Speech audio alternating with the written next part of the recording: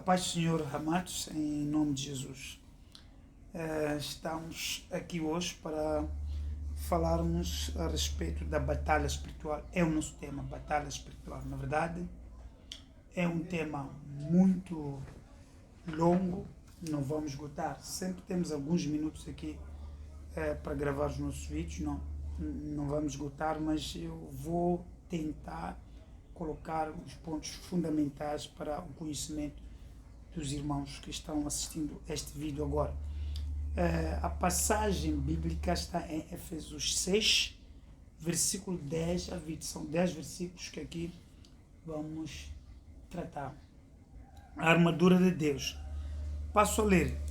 Nos demais irmãos meus, fortalecei-vos no Senhor e na força do seu poder. Revesti-vos de toda a armadura de Deus, para que possais estar firme contra as astúcias ciladas do diabo, porque não temos que lutar contra carne e sangue, mas sim contra os principados, contra as potestades, contra os príncipes das trevas deste século, contra os hostes espirituais de maldade nos lugares celestiais. Portanto, tomai toda a armadura de Deus para que possais resistir no dia mau e, havendo feito tudo, ficar firme.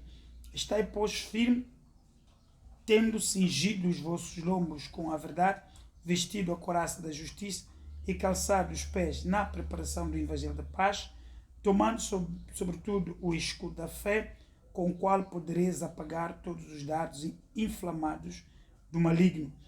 Tomai também o capacete da salvação e a espada do Espírito, que é a palavra de Deus, orando em todo o tempo com toda oração, súplica no Espírito, e vigiando nisso com toda perseverança e súplica por todos os santos. Agora 19 diz: e por mim, para que me seja dada no abrir da minha boca a palavra com confiança, para fazer notório o mistério do Evangelho, pelo qual sou embaixador em cadeias, para que possa falar dele livremente, como me convém falar. Amém. Bom, o tema fundamental nesta passagem é a batalha espiritual. Portanto, eu achei por bem colocar esse tema, batalha espiritual, porque mesmo é da batalha espiritual que aqui Paulo fala. Resumindo a matéria dita aqui nesses 10 versículos, Paulo está a trazer para nós a figura de um soldado romano. Realmente a tropa que era mais fluente no tempo em que Paulo escreveu isso são os romanos. E realmente ele traz aquela armadura de um soldado romano como figura das vestes do crente para a batalha espiritual. Isso é muito fundamental. Ele traz aquela armadura, aquelas lutas que os soldados romanos faziam, eram lutas físicas, não espirituais. Então realmente, mas Paulo traz aquela figura das vestimentas do soldado romano para o cristão. Assim como os soldados romanos, de tempo em tempo, eles participavam em algumas batalhas, não é, físicas, não é, no exército romano, o cristão também está em combate. Só que a única diferença e grande diferença é que aqueles lutavam na carne, mas a igreja, o crente, é no espírito. É preciso ser claro isto. Ambas são as batalhas, mas para aquele tipo de soldados romanos, neste caso, eles combatiam os combates carnais, portanto, aqui na terra, usando as armas da carne. Agora nós aqui, como crentes, somos exortados a vestir a mesma armadura, mas para fazer os combates espirituais. Portanto, aqui menciona, Paulo substitui aquelas vestes romanas aqui na palavra dá um significado espiritual aqui na palavra, aquelas roupas. Aquelas mesmas roupas, aquelas vestimentas no soldado romano, então aqui tem o significado espiritual.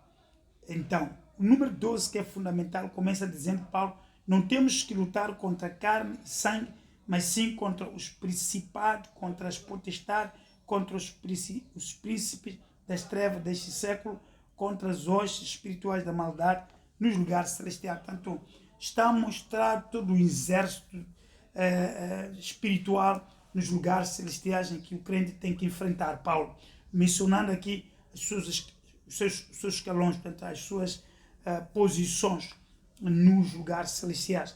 Portanto, principado, potestades, príncipe das trevas, hostes espirituais da maldade. Este conjunto de seres são entidades espirituais que dominam camadas espirituais e eles podem, e de tempo em tempo, atacam os crentes e a própria igreja.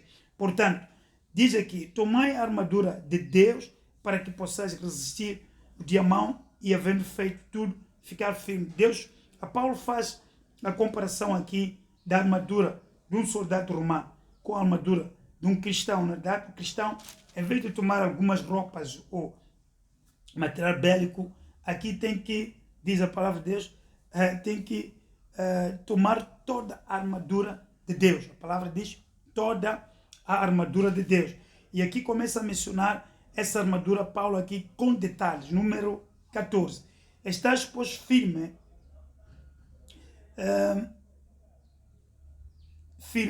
tendo cingido os vossos lombos com a verdade e vestida a couraça da justiça. Tanto a verdade para cingir os lombos e vestido a couraça da justiça.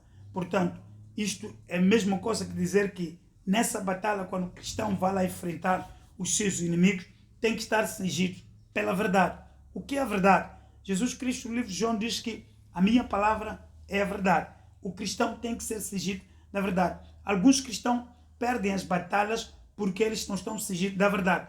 Um cristão cheio de mentira, cheio de falsidade, vai ao combate. Muito provavelmente, esses cristãos, quando estão nessas guerras espirituais, perdem a batalha porque não se arrumaram tal qual como o apóstolo Paulo aqui mostra para os que vão à batalha espiritual. Então, o versículo 15 diz, calçados os pés, o que é que, em vez das botas, nas casas, ou das sandálias que os soldados romanos punham, tinham que calçar os pés na preparação do evangelho de paz. O evangelho que tem que estar nesse cristão que vai à batalha tem que ser o evangelho de paz. Portanto, ele tem que estar armado com este princípio de paz quando vai às guerras, essas guerras espirituais. O 16 diz, tomando sobretudo o escudo da fé, portanto, o manto que deve cobrir tudo, tem que ser a espada de fé com a qual poderes apagar todos os dardos inflamados do maligno. Quando se vai também nas batalhas espirituais, o cristão tem que se armar da fé, tem que ter certeza de que ele confia em Deus, está em Deus e vai conseguir derrotar o adversário. Então, tem que se armar. Então, este conjunto, e ainda continua aqui no 16, 17, tomai também o capacete da salvação. O capacete serve para proteger a cabeça, a espada do Espírito, que é a palavra de Deus. Então, este capacete, diz aqui no 17, tomando também o capacete da salvação e a espada do Espírito, que é a palavra de Deus. O capacete da salvação quer dizer que tem que ser uma pessoa salva que vai à batalha espiritual, porque uma pessoa não salva, ele não será ação desta batalha. Ou uma pessoa salva, o crente salvo, que tem o capacete da salvação e a espada do Espírito, que é a palavra de Deus. Tem que ter a capacete da salvação, em outras palavras, quer dizer, este cristão tem que ser salvo e depois ter também a espada do Espírito, que é a palavra de Deus. Quer dizer que ele tem que conhecer a palavra de Deus. E Jesus, quando estava a travar a batalha lá no deserto, ele falou a palavra de Deus. Ele venceu por causa da palavra de Deus. O Satanás dizia, troca essas pedras em pão. Jesus dizia, não de pão viverá o homem. Depois, atira-te, porque Deus mandará os anjos. Jesus dizia que não tentará o Senhor teu Deus. Então, realmente, ele conhecia a palavra de Deus. Muitos crentes também perdem as batalhas porque não conhecem a palavra de Deus.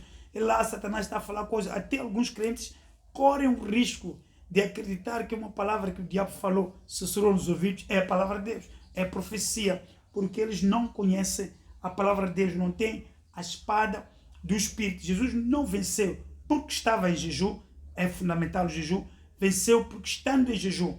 Quando foi atacado no tempo da fome, da crise, o jejum, quando estamos muitos dias de jejum, nós ficamos de fome, e naquele tempo da fome, que não conseguimos fazer mais muita coisa, o diabo vem nos tentar. Por que não bebe uma aguinha? Por que não toma um pouco de chá para reforçar? Então esta tentação também Jesus sofreu naquela hora.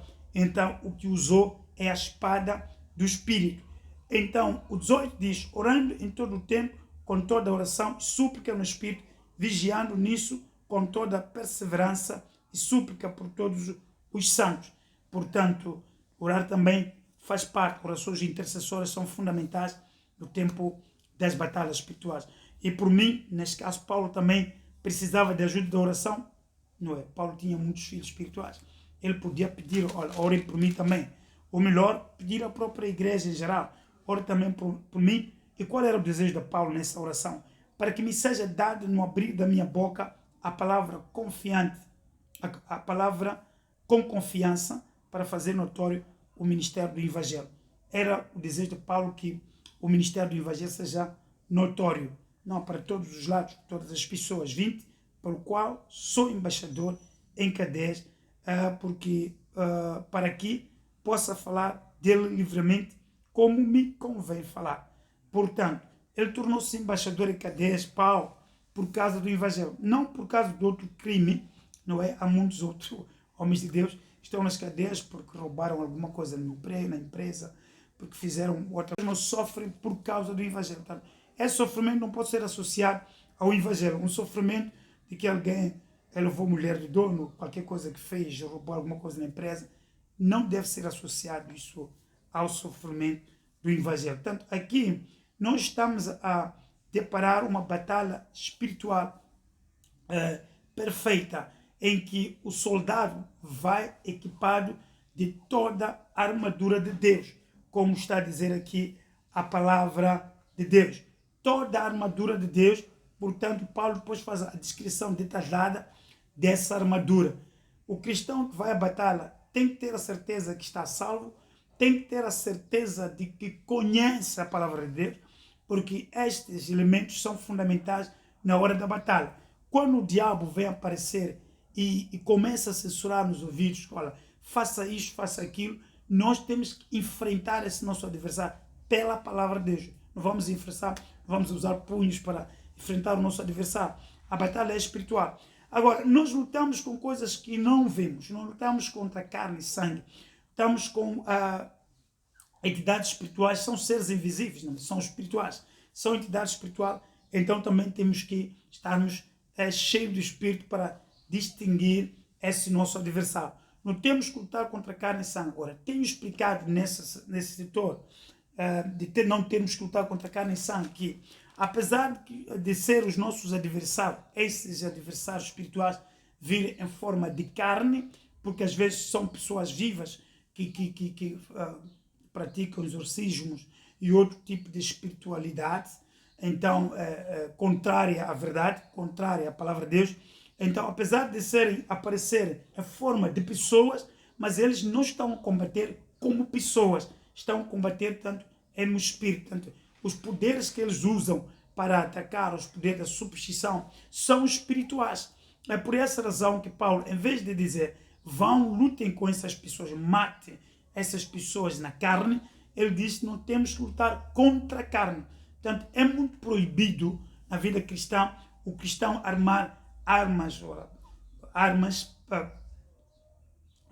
bélicos, né, para lutar com as pessoas, dizendo que estão a combater o maligno. Algumas religiões fazem isso, lutam, né, provocam guerras enormes, dizendo que estamos a lutar em nome de Deus.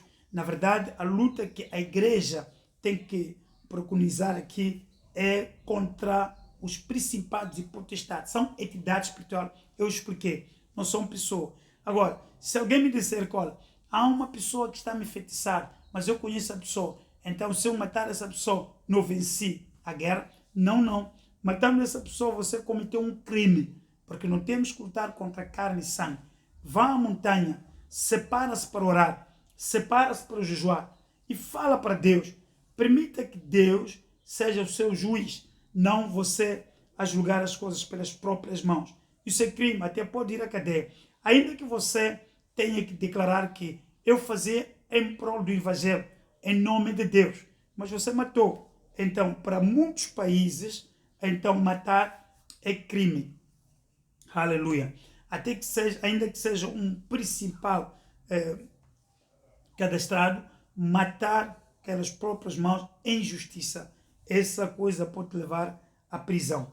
Mas realmente aqui Paulo está a dizer que não temos que lutar contra carne e sangue, mas contra principados e potestades. Em outras palavras, resumindo, contra entidades espirituais que estão localizadas nos lugares celestiais. Essas entidades espirituais podem até se encarnar em pessoas vivas, não é? Por exemplo, o anticristo será a encarnação do mal, o anticristo. Pode se encarnar em pessoas, mas a nota é que essas pessoas estariam a falar blasfema contra a vontade de Deus, na verdade. E se tu queres enfrentar essas pessoas, são poderosos, são fortes, eles terão capacidade até para mandar parar a chuva e fazer outras coisas, segundo a Bíblia diz, quando falamos do poder do anticristo. Então, realmente, nós não podemos conseguir vencer isso na carne. Na carne nós também somos tão frágeis. Na carne nós não recebemos o apoio de Deus. Mas nós, quando lutamos no Espírito, os anjos como Miguel, Gabriel, vêm em socorro da igreja e do povo de Deus. Em particular, nós podemos dizer, aliás, já temos muitas experiências das vitórias que nós conquistamos orando em Espírito. Orando em Espírito. Portanto, o estado de Espírito é jejuar, abster-se das coisas que fortificam a carne, para estar a sós com Deus e buscar em jejum e oração o apoio de Deus, a cobertura de Deus para a vitória. Então, este capítulo aqui, 6 de Efésios, capítulo, versículo 10 até 20, então está a mostrar o tipo de batalha que o cristão está envolvido. Não é para lutar contra carne e sangue. Não precisamos e não necessitamos fazer isso. É para lutar contra todas as entidades espirituais. Principado, potestade.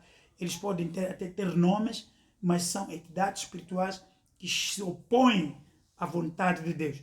É tudo que se opõe à vontade de Deus. Então nós temos que nos armar com esse pensamento. Se o irmão tem uma situação espiritual, é preconizado por uma pessoa até bem conhecida, não vai atacar a pessoa. Olha a palavra de Deus que diz, vá, jejua, abstece e separa para orar.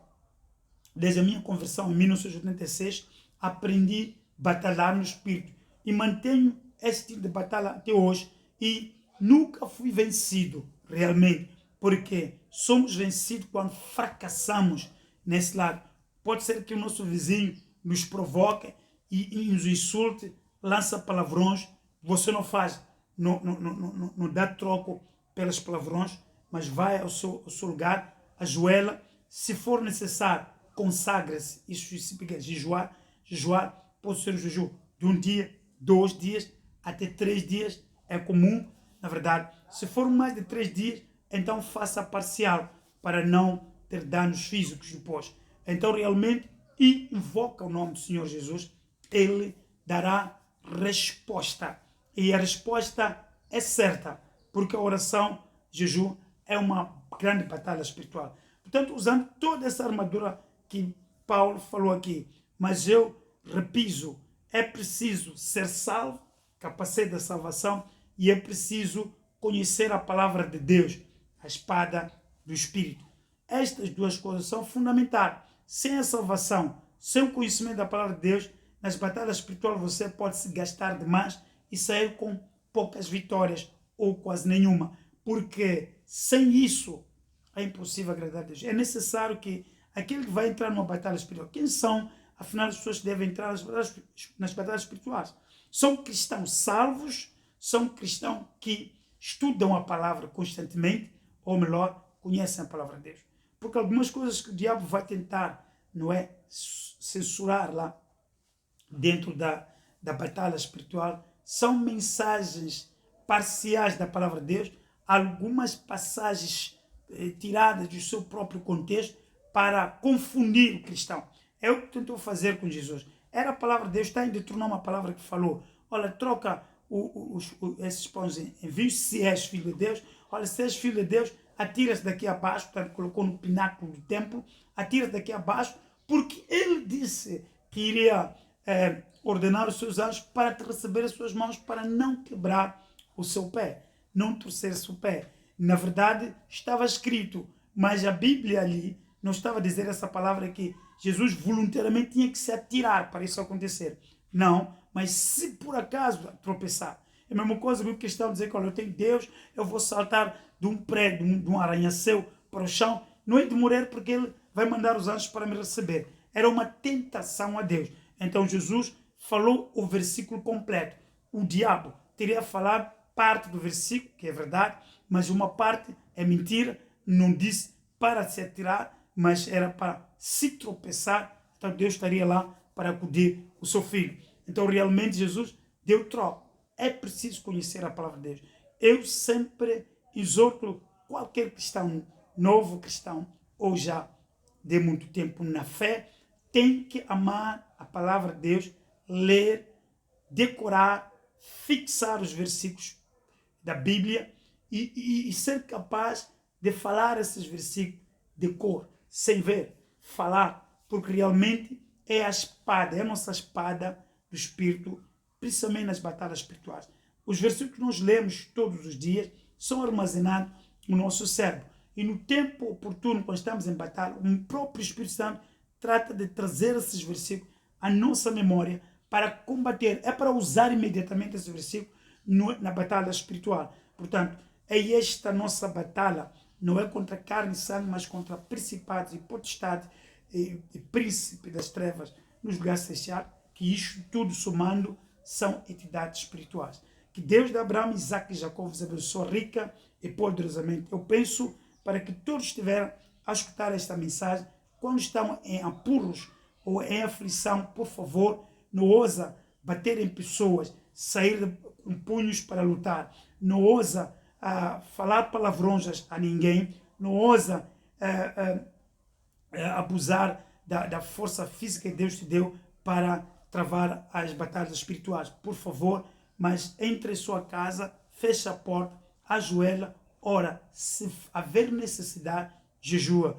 Então, para que Deus te dê socorro no tempo oportuno. Que Deus de Abraão, Isaac e Jacó vos abençoe rica e poderosamente em nome de Jesus Cristo. Amém.